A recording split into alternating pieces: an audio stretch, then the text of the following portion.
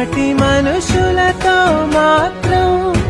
సాగనని ఎందుకు పంతం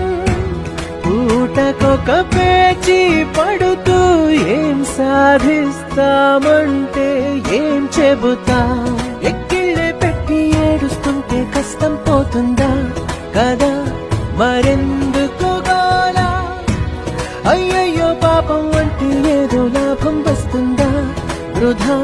ప్రయాస